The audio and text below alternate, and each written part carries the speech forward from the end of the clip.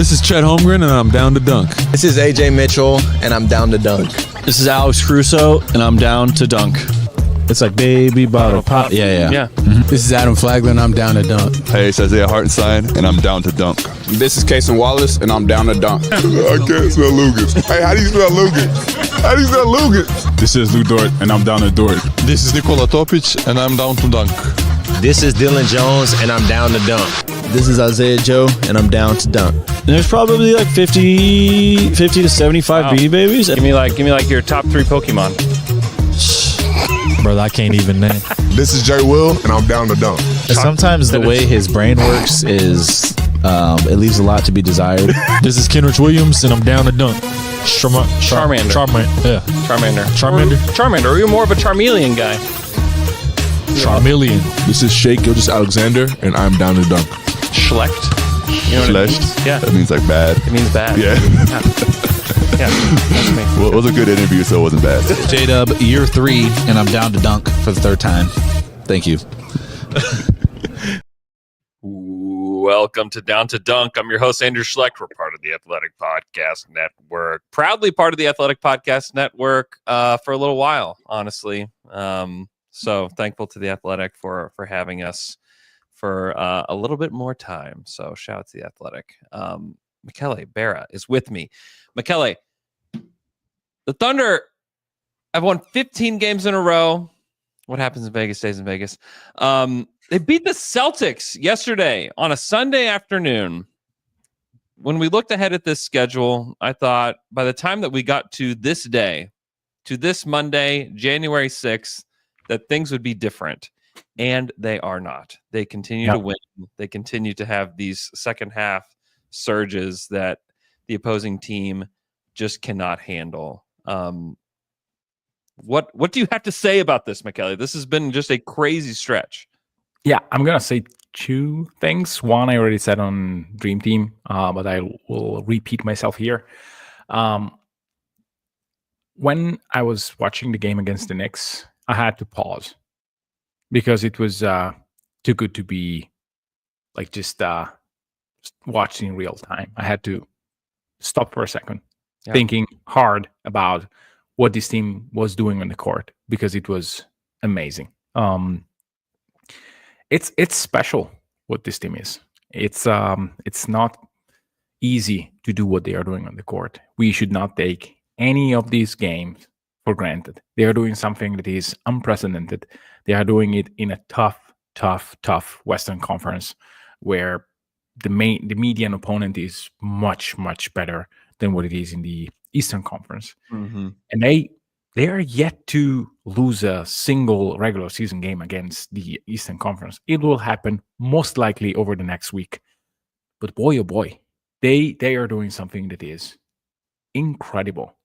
And the second thing is the way in which they play defense should be inspiring for everyone who likes basketball.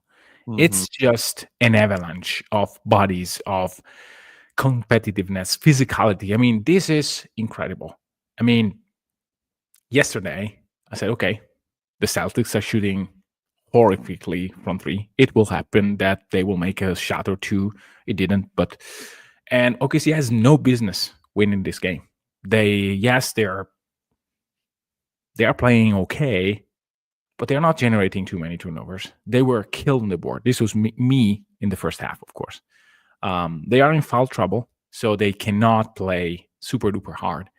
And then they coast the third quarter, getting a little bit closer. And then when they know that they have no position with real foul troubles, they go full throttle for 12 minutes, and the game is done. Yeah, it's incredible. I agree that there is not a switch, but they played the referee in such a great way because it was clear immediately. There were a few calls. They couldn't be aggressive. And then when they realized, okay, now we have 12-15, now it's the time where they will not score on us. And they made it. It's incredible. Like it's not a switch. It's knowing when and how. Yeah. I mean, you look at the first half, and it came down to me was like the defense on the inside, because the Celtics just weren't hitting at all in the first half from three. I think that they shot in like the low 30s or even below 30 from three in the first half. They ended up shooting 19% from three, but they were scoring in the paint. Yeah. They were 12 of the free throw 13. Yeah, and from the free throw. Yeah, free throw line was a big deal. But they were 12 of 13 at the rim to start this game in the first half. They were 92%, 12 of 13. In the second half, they shot 2 of 9. And in the fourth quarter, they were 0 of 5 at the hoop. And that to me was the difference, was the intensity at the point of attack and then the intensity at the rim. And it wasn't just Hartenstein. Clearly, you had the block from Shea that turned into the alley-oop to Hartenstein. That was like the highlight of the game. That's like, if you were to try to like encapsulate one play to define the season, it's something like that, where you're turning defense into offense, you're going end to end, and it's spectacular at both ends. That play was incredible, but it was just the play of everybody. And it started with Lou Dort, who had what could have been one of his worst games ever if he continued to play like he did in the first half, because he was 0 of 8 to start the game. And you just thought, well, this is not a Lou Dort game. He was 0 of 6 in the first half, 2 rebounds, a block, a -5. You just thought, if you were starting to put together the list of, okay, if they're going to lose this game, here are the reasons why they lose the game. And Lou Dort was going to be probably toward the top of the list. In the second half, he goes 5 of 8, 4 of 6 from 3, finished with 14 points, 4 rebounds, an assist, and a steal. That's all in the second half for Lou Dort. He had an incredible second half. And while he's doing that offensively, he got the switch to Jaylen Brown. Yeah. And that was the thing that changed the whole thing, is that Jaylen Brown in the first half of this game against the Thunder looked unstoppable. He's 8 of 12 from the field. He's 21 points, 3 rebounds, 3 assists, a steal, and a block. And you thought, boy, there's not much they can do to stop Jaylen Brown. You put Dort on him in the second half, 0 of 7 from the field, 0 of 3 from 3, 0 free throws, by the way, which is very impressive, 0 rebounds, 0 assists, 0 steals, 0 blocks, 2 turnovers, -18 in the second half. Yeah. Listen, I don't know what Lou Dort has to do, one, to make all defense, because he hasn't done that yet, by the way, which is mind-boggling. But the fact that this guy doesn't get actual buzz for Defensive Player of the Year is nuts. And I understand that there's a 7'5" guy in San Antonio that's very good at defense, but he's playing for a mediocre defense. Like, this is the best defense in a long time. This is the guy that if you ask any of the Thunder players, like, who do you turn to? It's him. It's consistently him. And so I think that Lou Dort should have some buzz. And part of it is, and part of it is like also the reason that, Shea doesn't get as much MVP buzz, and he's getting it now. And I get that. And he's the favorite and everything. But when he doesn't, it's because of his teammates. And I realize that Dort doesn't get that buzz because he's got Cason Wallace and Alex Caruso and Isaiah Hartenstein. He's got J-Dub, and he's got all these great defenders around him. But if you're going to give that buzz to anybody, one, it was going to be Chet. Like Chet was maybe like going to win the Defensive Player of the Year. Teams were shooting 53% at the rim against him. Yeah, he was playing, by the way, insane. Which is like Wemby's at like 61%, just for reference. But I would say I still think that Lou should get some buzz. He should be all defensive first team. There's no question in my mind. And like the circle of this game, everybody was watching it. Those that could watch it were watching it. I would say like circle this game for Lou Dort as like first of all, he should be all defense first team. Like there's no question. And then he should be getting some Defensive Player of the Year buzz. Like he should be second or third on everybody's ballot, if not first.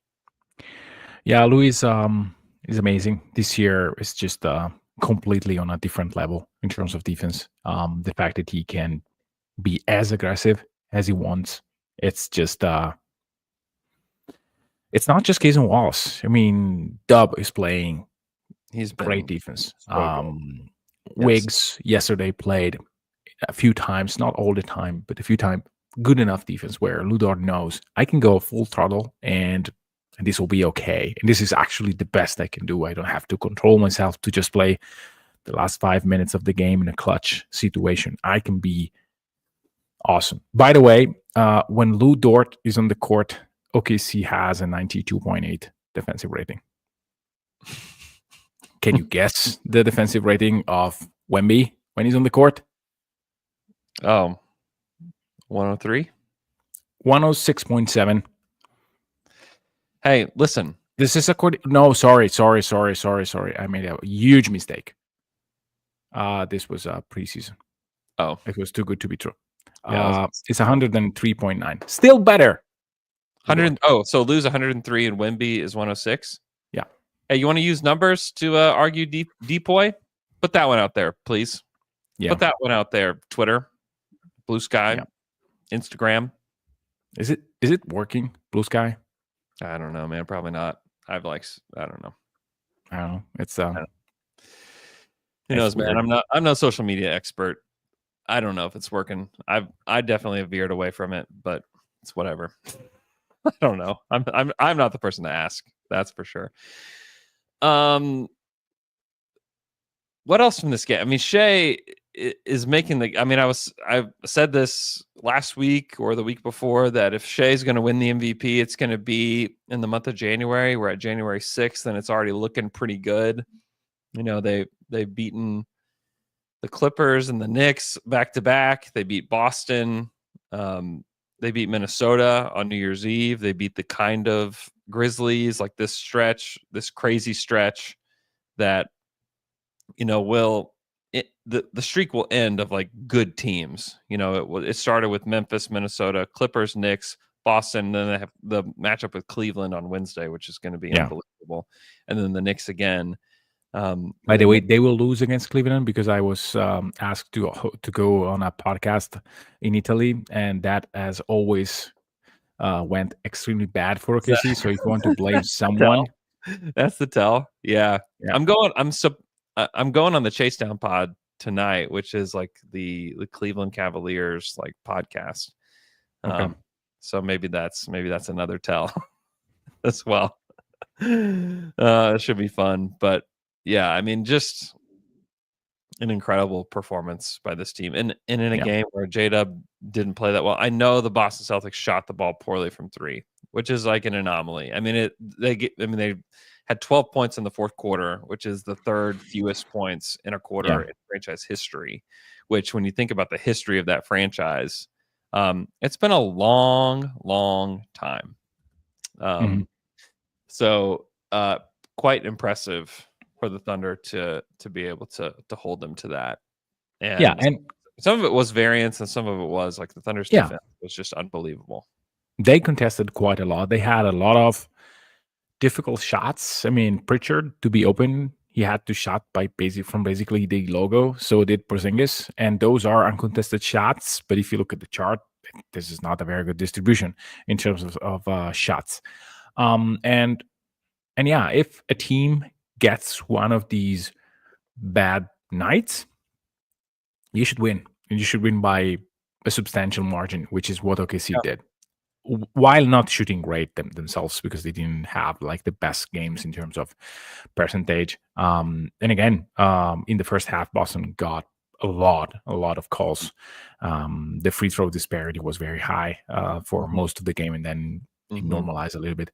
So it's and frankly, Boston did a great job on the board in the first half, where they were just controlling every rebound, everything. But they ended up like having basically the same amount of shots, so it didn't really change the course of the game. But if you say something about the Thunder were lucky, sure they were, as Milwaukee was in the finals of the NBA Cup. That happened. It doesn't count for the regular season. We all saw that game though, and in that game, OKC shot terribly from three. Those games happen. The other team should take advantage of it, and OKC did. Which it's not really easy against a team like Boston. They are the champions. They were fully healthy, which OKC is not. And at times it was tough to play the two big man lineup, which Mazzulla used with some success. I would not say with like very high success. The lineup with Porzingis, I think it was like kind of better compared to the one with Hall. But OKC played the game that was in front of them. They were down, and they came up with a crazy defensive performance. Yeah. I mean, to beat Boston whenever, and it is harder. I just feel like it's always harder to win when you have these like win streaks going. Yeah. Just because like eventually this is going to come to an end, like all win streaks do. 15 is a lot of games to win in a row. I mean, the Thunder, if you think about every player that's played for the Thunder, talking about Kevin Durant, Russell Westbrook, James Harden, you had Chris Paul that played with this team, you've had Paul George, you've had Carmelo Anthony, you've had all these teams that have had, I mean, the big name stars. No other Thunder team has ever done this, has ever won this many in a row. I mean, this is a special group. And they're doing this. The crazy part is they're doing this without their second best player and probably their most impactful defender on the team, which is the craziest part about this, is that they've done all of this without Chet and large chunks of it without Alex Caruso, which I think are two of their best 6 players on the team. That to me shows how special this team is. Because if you think about any other team in the NBA, like if you take the second best player off any of these teams, like what are they going to do? They're not going to win 15 games in a row. I'll tell you that. Yeah. Even the Thunder in the past, you take away the second best player, you take Paul George off those Thunder teams, what's going to happen? Like they're going to lose a lot of games. What happens? I mean, look at the year where KD was basically alone. Yeah. Was kind of an anomaly as well. And he won MVP because of that. Yeah. It was so great that year that he was able to be like to yield this team basically to whatever 57, 59, whatever many games they won. This team is on pace to win 71 games. Like this is almost the record.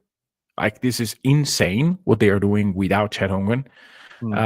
They will not win probably more than 70 games. It's extremely hard to do. It happened 2 times in the history of the NBA. There are 2 teams that are on pace for that, and one is playing in a very different conference.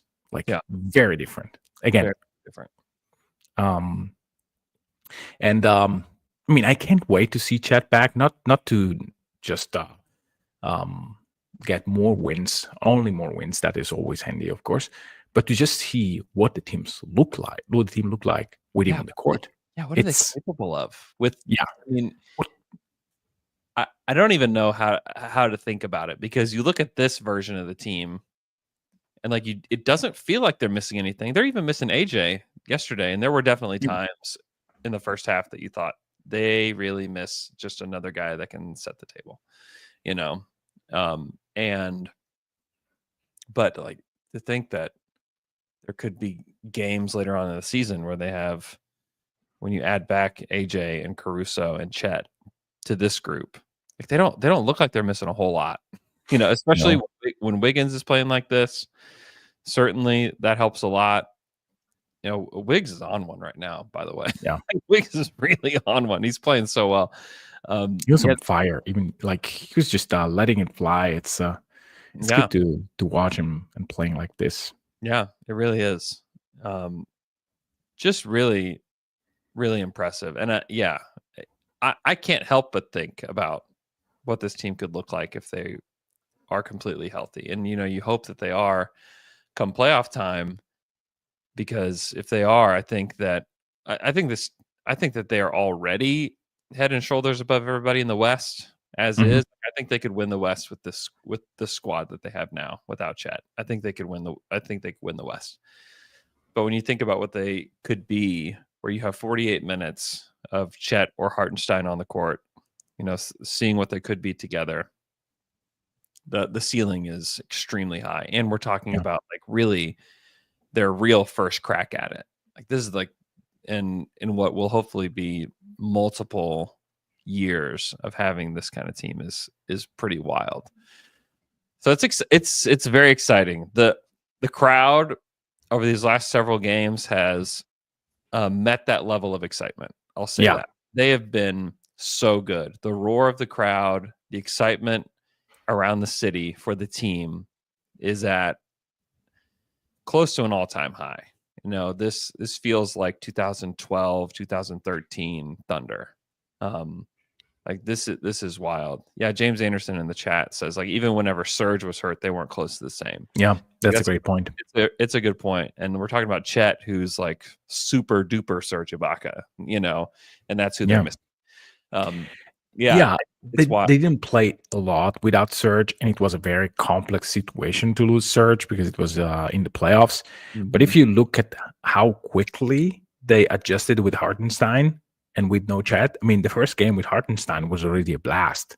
It was like, hey, immediately I have what I need, and they were playing a totally different brand of basketball. I mean, the 5-out is no more with Hartenstein. You have to really change the way you process offense because there's a different space. There are things that you didn't have before, like when you play pick and roll, you have actual space when Hartenstein screens for you, but you do have spaces on the court that are occupied by Hartenstein, and you have to involve him if you want to use those space correctly. So it wasn't easy, and Hartenstein is not the same kind of rim protector that Chet is, which is like it's different. Chet is actually very different. So it's incredible how quickly this team adjusted without Chet Holmgren. Yeah, it really is. It really is, and it happened like from game one with iHeart, which really just speaks to his level of talent, his intelligence as a player. He's and I said this, I can't remember when I said this or what platform I said it on, but the things that iHeart does are going to start to fade into the background because it's like not this new shiny toy anymore, but they're not close to the team that they've been the last really 20 games because they're 19-1 with him. They're not close to who they are in the last 20 games without him. Like he does so many things for them. Like he keeps the ball moving on offense. He rebounds. The rim protection is incredible. The toughness, the grit. I mean, he had the alley-oop, and like he did wrap his legs around Derek White, and Derek White did push his leg down and push him to the ground, and they were just like falling all over each other. This like little scuffle, and he gets up, but like, he's not going to settle for somebody kind of trying to punk him, you know. And like there is value to that. And we saw that with the first iteration of the team, adding Kendrick Perkins to the team, just adding one guy that was like ready to step up and like, you're not going to punk me, is valuable to your team. And Hartenstein has that same kind of grit. And so to have that, like this team last year was very good, but to add Hartenstein, who has that toughness, the rebounding, the defense, the IQ is, I mean, if they didn't have Chet, he would be the best center on that the Thunder have ever had, like period. Even prime Steven Adams is not the same. I think that you probably have better defense with Steve-O. You probably have more toughness because I mean it's very hard to be tougher than prime Steven Adams. But the way in which Hartenstein can be like basically a little bit less a defender, but not that much, being a totally different player. I think he can switch more defensively, to be honest with you. He's less physical at the rim, but he's versatile enough. And on offense, he just processed the game to such a different level than any other center that OKC has. Even Chet. I mean, Chet is a very good basketball player, but he doesn't have the passing chops that Hartenstein has. Jay Will is a good passer. Hartenstein is a different brand of player offensively. And the way in which he is always in the perfect spot to not like congest the lane and like just being helpful It's just amazing. And yes, it is worth every single penny that OKC paid him. Once upon a time, I said, well, I'm not sure that Hartenstein is worth 30 millions. Maybe it's better to draft a center and be okay with that. I was extremely wrong. Hartenstein is changing the way in which I think about 5 out. I mean, you can have spacing with a guy like him. It's the same. Well, it's worse than Giddey in principle, because Hartenstein is not shooting the ball. But if you look at the way in which defenses are playing OKC right now and last year, it's night and day.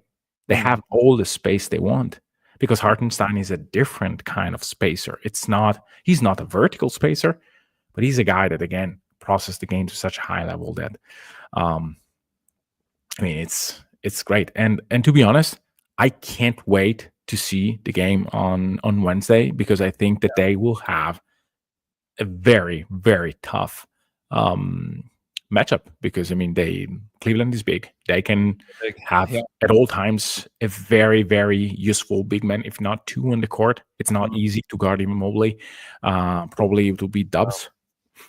And I'm curious to see how Hartenstein can play against that kind of defender, because I mean, Cleveland is very good. I have no idea if they will use Allen on him, or maybe using Mobley to just have a little bit more mobility, and having maybe Allen very close to the basket and just try to dare Dort or someone else guarded by Allen, so that they can play a little bit more conservative and avoid dribble penetration. So it will be a very, very interesting game. Yeah. Yeah. I mean, it's a great test. I mean, I thought Minnesota was a good test. I thought the Knicks were a great test. I think the Celtics are obviously a great test as well. And then you get Cleveland. I mean, it's a great test for, honestly, for all these teams that have gotten to play each other, and for the Thunder to continue to pass these tests in the second half. Flying colors is great. Yeah, Cleveland, and a lot of this has been at home. We mentioned the crowd; like, it's been nice to have the wind at their back. The way that Mark puts it, in these games, yeah, it's quite nice to have that. And I think that on the road is a different animal, And so on the road in Cleveland, it's going to be a tough environment. They're going to be going for what will be the longest win streak in the NBA this season. Both Cleveland and Oklahoma City have 15-game win streaks now this season. And so whoever, if the Thunder win this game, they'll then have the 16-game win streak and, head over to New York to see if they can extend it. But yeah, it's going to be really tough. Let's talk more about this Cleveland matchup right after this quick break.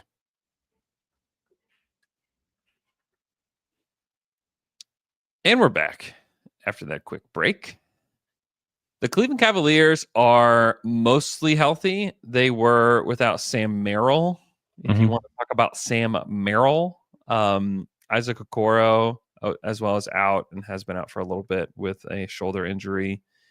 But they are mostly healthy. They have really their core of Donovan Mitchell, Evan Mobley, Darius Garland, Jared Allen are all healthy. And all four of those guys have had pretty incredible seasons so far. Mobley has probably even flown a little bit under the radar with how good he's been this year. I think that he's starting to scratch the surface of the kind of player that people thought he could be at the draft. He's almost 19 points, 9 boards, 2.8 assists, a steal, and a block and a half a game, shooting 57, 41, 78. I mean, that's pretty great. He is taking almost 3 threes a game and hitting 41%. I mean, he is starting to become the player that people didn't think he could be last year. When people were kind of coming down pretty hard on him last year, which I thought was pretty undeserving. I mean, the guy's he's 23. I mean, that's pretty crazy. And then he's really, his off the dribble game is something that I'm really interested to see how the Thunder handle it, because he's going to be a lot to handle and then you talk about Donovan Mitchell and Darius Garland, who are both averaging over 20 points per game. They're both shooting it over 40% from three. I mean, they're both pull-up threats. I mean, between the two of them, they take 17 threes a game. That's fantastic. That's ballistic. Yeah, I mean, they're being coached very well. They're taking to it. They're playing great basketball. They share the rock. You talk about their top 7 or 8 guys. Like, everybody's averaging an assist or more. Like, they're just playing really good offensive basketball, and then they have a pretty high ceiling as a defensive team. They do have weaker spots than the Thunder to attack. Like, Darius Garland is going to try, but his size is, I mean, do not be surprised if you see the Thunder trying to get Shea and the Garland matchup for Shea over and over again, because I think that's somebody that he can cook. Donovan Mitchell is also not the greatest defender. So, like, they have more holes defensively than the Thunder do. But they have guys. I mean, they've gotten Max Strus back for a few games. He's still not shooting the ball well, but I think that he's a threat. Dean Wade, I think, has been a nice player for them this season. Yeah, I remember when Shea just cooked him. It was 2.5 years ago, I think. Yeah. It was just a funny thing about Boston, the game against Boston, was the fact that Shea could really, I mean, there was a moment in the game I was listening to the Boston telecast, and because I love Scal, even if he's such a homer, it's unbelievable. It's probably the most homerish telecast, but it's funny anyway. And I mean, Shea was just getting at Drew Holiday. He was like, "Hey, I'm gonna cook him," and he did. And Scal was saying, "Yeah, it's not going to get a screen. He wants to go at Holiday." Cleveland doesn't have anybody resembling Drew Holiday as a defender, and this is something where I really want to see how the team defends Shea, because yes, you can keep Jared Allen closer to the basket, as we said. I mean, you can put him on Dort, you can try to put him on Case and Wallace, and just having him roaming near to the basket. But Shea is not just that. He loves to get into his pull-up. So how do you guard that? I wonder.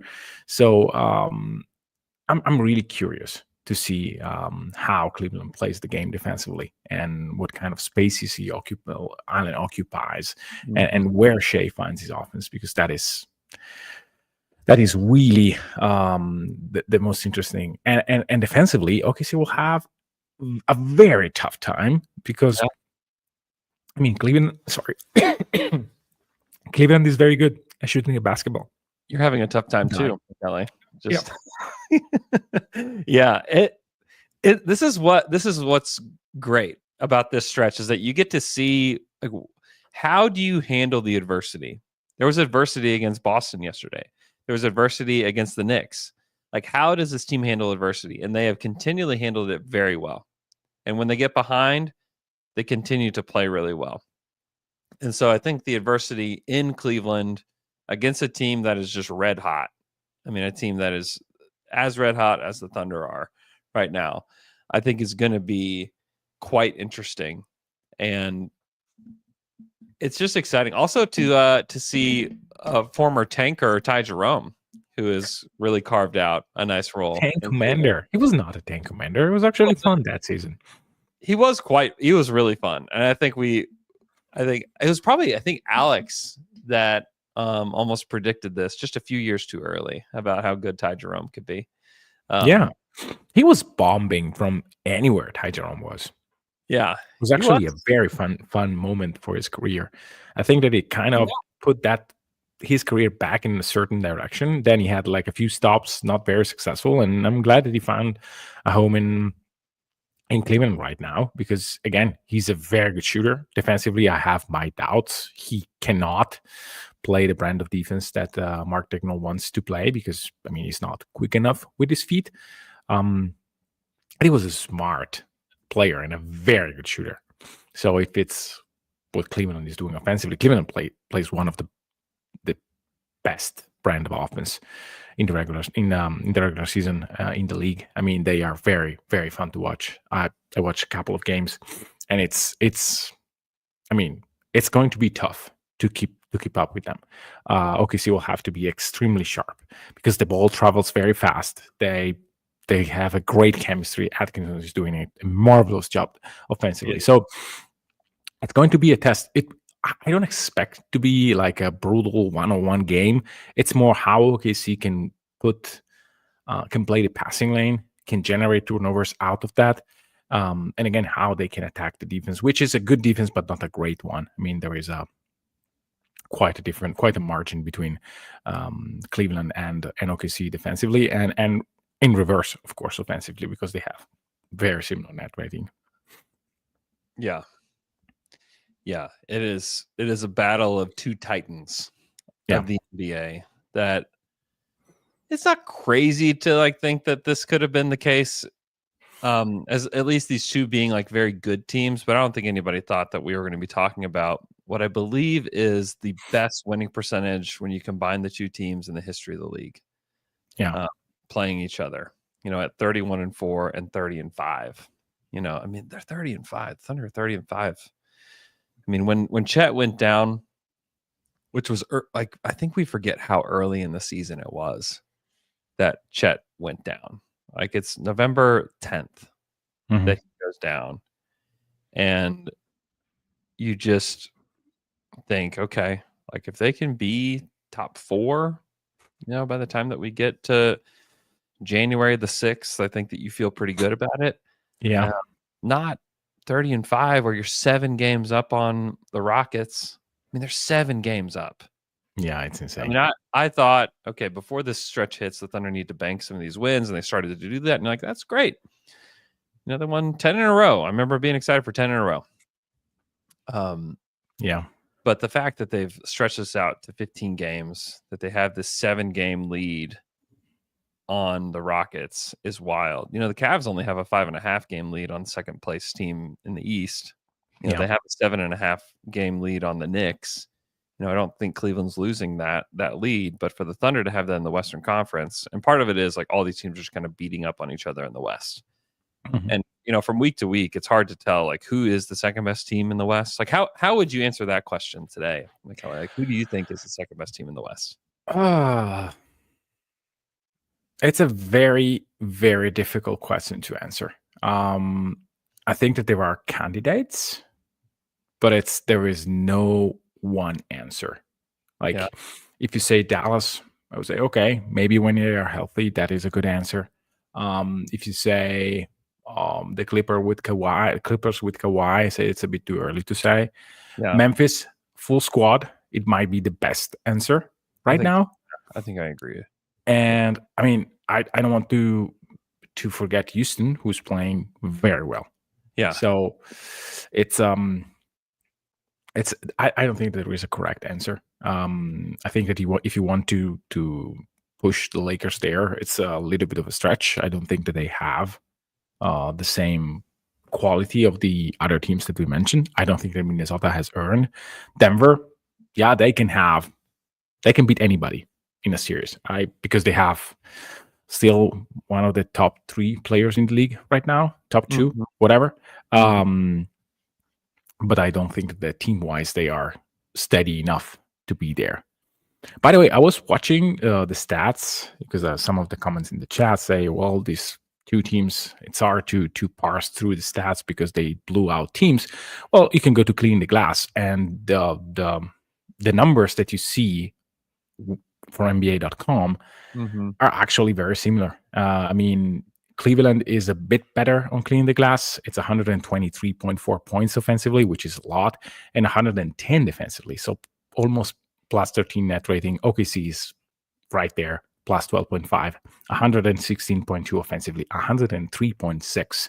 So it stands that whatever OKC is doing better defensively, Cleveland is doing offensively. Now, one should put into the discussion what kind of offenses and defenses they are facing. And I think that would give a clear advantage to OKC because, I mean, if you play Charlotte multiple times, that is a terrible defensive team.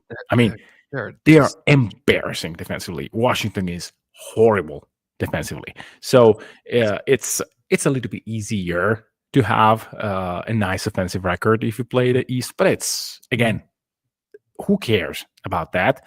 The point is, OKC is a far better defense. Cleveland is a better offense. So it's actually very interesting to see whatever is going to happen, because it's going to tell a little bit where these two teams are. No big conclusion whatsoever, no matter how this game goes, because it can be a blowout by Cleveland if they shoot 50% from 3. It can be a close game. It can be the Thunder becoming too handsy and Cleveland doesn't get too many foul calls, and it can be whatever in one game. I'm still interested to see how. Yeah, and I think like the approach I think that like the fans should take is certainly similar to like the way that the Thunder thought about it last night. You know, they were asked about like how meaningful is this game, you know, and they're like, honestly, like in the grand scheme of things, this is not that big of a deal. You know, like I think that it is a measuring stick game for sure, and it's going to be a really fun game. And I think that no matter, you know, whatever happens, whatever fan base ends up losing, like they're going to take it hard. But like this is just one game, and it's a good learning experience for both squads. I think. Yeah, I think that both squads are going to learn something from this. Well, you know, win or lose, they're going to learn something from this. So I think that, you know, it's going to be important. I mean, you look at the games the Cavs have lost. You know, they lost to Miami on December 8th. They lost back-to-back games against Atlanta, which just seems unfathomable. Very weird and, you know, not comprehensible right now. Yeah, I mean, they lost 117 to 101 against Atlanta. Like that just is strange. And I don't have tons of context around that. I know Garland, Mobley, and Donovan all played in that game. They lost to Boston by 3, which like no shame in losing to Boston at all. And like that's it. Like those are the games they've lost. And so it's 4. It's a very tiny number. Yeah, they've beaten a lot of good teams. They've beaten Milwaukee every time they've played them. You know, they've beaten the Nuggets twice. They've beaten Golden State, which depends on which version you played. I think they played both. I think they played the early version of Golden State and beat them, and they played the most recent version of Golden State, which is like kind of a dumpster fire. They held them to 95 points. I mean, so you know they've played and beaten. Whatever is happening in the Bay is not good. No, and Kuminga got hurt. Like Kuminga's got this high ankle sprain that's going to keep him out for like probably a month. So it's it's going to be interesting. I mean, I think the Warriors, if they want to hang on to any semblance of a team, like they need to make a trade. I don't know that Jimmy is necessarily the right guy, but somebody that they'll certainly look at. But would you mortgage your future for a team that is clearly not able to win? Oh, I mean, what is that Jimmy? even? Would you Explain to me what you would call mortgaging your future? If we're talking about trading Kuminga, then yeah, absolutely, I'd trade Kuminga. No, Kuminga is not. It's not mortgaging the future. You know that. But if you do Kuminga and an unprotected first, then I think that you're giving in too much. Yeah, probably. I wouldn't give up a unprotected pick for Jimmy Butler at this point, especially when you're going to have to pay him. Like that's the biggest problem. Yeah, hurt Kuminga in a couple of seconds. I mean, if that is all it takes, yeah, sure. Does it change the way in which I feel about the Warriors? No. I mean, not really. I mean, it would change a little bit the equation if it goes to Denver. I don't know what's the trade there. Not if you renounce to a shooter, but if somehow you can do it without giving up Porter Jr. I'm not sure it works financially wise. I'm not sure you can financially wise. It's not easy. No, it's not. But the Warriors is the Warriors saga, which I mean, I kind of appreciate how Presti ended whatever was happening in OKC. He just at a certain point he ended it. It's done. It's all out. Well, it worked out so well. Yeah, but it's not just because of this. I mean, it worked too well. I mean, you cannot plan for it this well. But in some sense, this is dragging too much. I disagree with that. Okay. I think if you win multiple titles in a city, you let that thing, like don't let Steph Curry be in another jersey. Don't let Draymond be in another jersey. They've already let Clay go. Like, just ride this thing out until the wheels fall off, and then you'll get a chance to rebuild it. But if you win multiple titles with a group and a team becomes that special, like even with Kobe, like they let the wheels fall off that thing. And because they're the Lakers, they got LeBron and everything's fine. I think in the Bay, it's fine. Like, just let the wheels fall off the thing. Do you really need to have Draymond there as well? Yeah. Okay. I don't like Draymond, but like what he has meant to that team and to that city is a ton. And to me, when Clay was gone, everything was gone. Clay is the reason why, in my opinion, more than Draymond. But that's just me. Sure. Yeah, I think that the Splash Brothers were the thing that create everything. I know that Draymond made that possible to have a long run because of his friend. He was friend with KD. He was probably the Richelieu behind everything, like making it work. Fine. But once the Splash Brothers are done, I don't think that the version of the Warriors is there anymore. So it's I think it's already done. It's just dragging two guys that are fantastic NBA players, just in a quite of a sad way. Mm-hmm. Yeah, I think that's probably fair. I don't know. Like, let's say like this iteration of the Thunder goes and wins multiple titles, and then we've got like old Shea on the team, which is, it's just, I know that like things aren't going that well in Golden State, but there's something that is like delightful of just having this guy that has just been with your team for forever, that is still trying to lead it, that's still trying to keep things alive. I hope that the Thunder get the same chance the Warriors are getting right now in the future, to have like multiple titles under their belt, to still try to like scrap together a team to go win. Like, there's something honorable about that. Just like keeping the same star, the guy that just stays, and you just try to win it. Like, I don't feel sorry for Warriors fans at all. Like, I think that they can. No, it's not feeling sorry. It's just I don't know. I would be okay if after a few titles, prestige. I don't know that I would be like that. Russ PG team, we were all ready or not. Just take care of this. Like, just do whatever. They couldn't get out of the first. That team couldn't get out of the first round. But Presti tried 3 times. He did, and then it's, and those teams were better than these Warriors team. Yeah, but anyhow, they were, and now they are in a ridiculous position. Yeah, which you can probably do it keeping Curry. Just say, okay, next year you play like 15 games. Mm-hmm. You'll be home for all the great games. You'll magically appear, but you play like 30 games. We'll win like 15. And in the next year, maybe 20 games, we'll win 10. And then maybe you'll have the last 2-3 years of your career that are meaningful. Maybe. Yeah. Or maybe not. Yeah. You'll be the face of the friend. You can be the Udonis Haslem of Miami. That can be done. But not like this.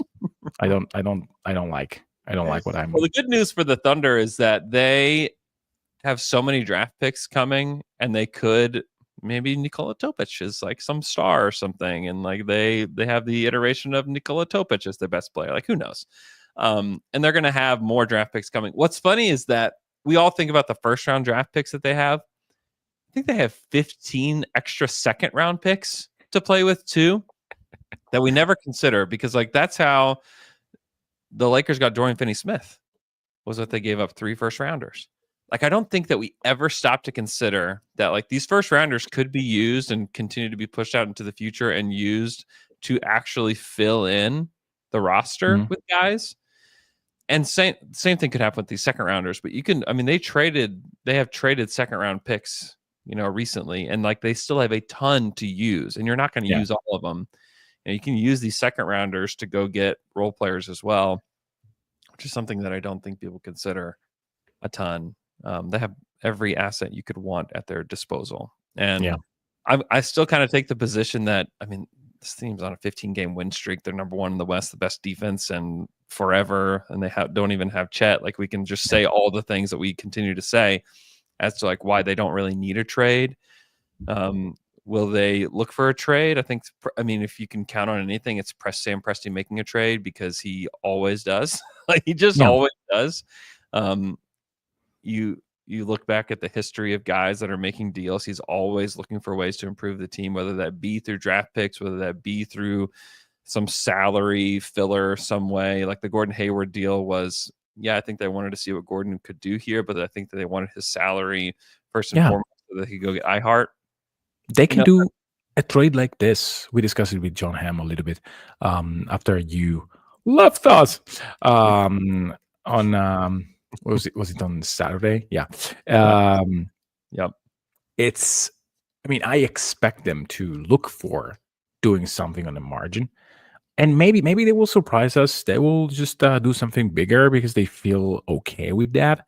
I just don't think that it's necessary. But if they feel that it's necessary, who knows? Maybe. I mean, if you know that Wiggins and Joe are not fine with having this little of time on the court, and it's about to get messy, sure, you do something right now. I'm not sure that anything involving Cam Johnson will actually solve the issue, but anyhow, also really just not the case either. No, I was saying something that is just to not. These guys, I mean, dude, the camaraderie is that like that's like don't. This is exactly why I said those two names, because they don't want to mess with the camaraderie. If you exactly. So, but I mean, if there is a way to trade, even Topic, I don't think it's out of the question that if someone really wants him and it's really ready to pay, maybe not now, maybe during the draft, maybe someone has maybe the Spurs have the 10th pick in the draft, whatever. And it's not. I'm just saying stuff. But someone is enamored with Topic. You can package Topic and 1 or 2 picks to get up in the draft. Why not? I mean, they have so many ways to do whatever they want. They can just make space to get buyouts. They can do many things. I just said for fun. I mean, they can get Seth Curry if they want an insurance shooter. Yeah. They can get a second rounder and Usman Jang for Seth Curry, which is expiring, clearing a roster spot easily, and giving the Hornets another tank commander, another Blue Hornets kind of guy. So, I mean, you can do many things, not just, hey, it's Cam Johnson or bust. They can do like a lot of things. Yeah. And I mean, we talked about the Cam thing. I don't know. There's not been any like super substantial rumors about it. You know, there's been murmurs here and there, like, which could mean that other teams are talking about, hey, the Thunder could do it, you know, and they could do it. Like the thing is, the Thunder could do anything. Yeah. They can make a trade for literally anybody. And so, and they have the assets, they have the salary, they have the players, like they have everything you could ever want. So like, they're going to be a part of a lot of rumors around the NBA, because so-and-so may whisper to a reporter that, you know, this guy could look good in a Thunder uniform, or I could see the Thunder going after that guy. Like, who knows, like where this all comes from. It may be like, maybe Cam Johnson agent sees how the Thunder play and say, wow, I really want to get my guy there. It would be a great place for him. There's no question. It would be a great place for a lot of guys to play. And maybe he's talking. I mean, like, get my guy there. Like, he will be better than Joe and Wiggins. What are you waiting for? It's just those 2 salaries and maybe a first rounder. You have 2 in the next draft, whatever. I mean, it can be many things. And maybe Presti is listening. Like, why not listening? Like, why not have the conversation? Like, it's like, you should have every conversation. You should look under every rock. And I know the Thunder organization does their due diligence on everything. It doesn't mean they're going to do something. It doesn't mean they're not going to do something. We frankly don't know what is going to happen at the trade deadline. I just know that this team, when you don't even have Chet, is something that I would be very conservative with, because I think that they're good enough to win the title right now.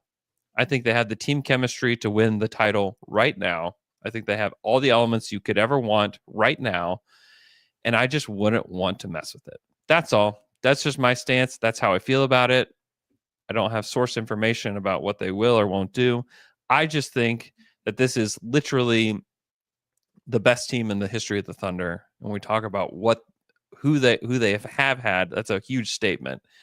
And so I want to see it continue to play out, and for this team to continue to gain chemistry, and for them to win it. Like I also just kind of like all these guys, and I don't really want to see any of them go. And so like that's definitely like a me thing. And if you think they should make a trade, I don't fault you, but like I'm just telling you, I've watched a lot of Thunder basketball. I watched a lot of it, and this is the best I've ever seen it. And so I just I wouldn't want to mess this up. That's just my stance on it. That's just how I feel about it. I don't think necessarily adding talent always makes things better. We're seeing that in Sacramento with just adding DeMar DeRozan. Like the talk was, oh, we're adding a future Hall of Famer to the team. Like there are also moments where people say stuff like, "Oh, Vucevic will be great in Chicago." Nobody really believed that. Nobody. I mean, like nobody. DeMar in that offense, which needs space to let Thomas operate, is a basketball crime. I know it can work. Yes. Can he be your clutch guy? Sure. Can it work overall? I don't think so. I mean, were you excited about DeMar in Sacramento? I was not. You know me. Yeah. Yeah, exactly. So, I mean, there are moves, again, that makes sense. And you can say, okay, I don't want to risk it because they have chemistry, they have defense, blah, blah, blah. They have a salary to think for the next few years. But at least you can say, okay, Cam Johnson makes sense, because he generally, I mean, that is a probably thing. Yeah, I don't think it's not a crazy statement. No, if you have to bet, would you bet that it works or not? Probably that it works. Is it necessary to do it? Does it improve OKC's chances for a championship dramatically? If the answer is yes, you do it.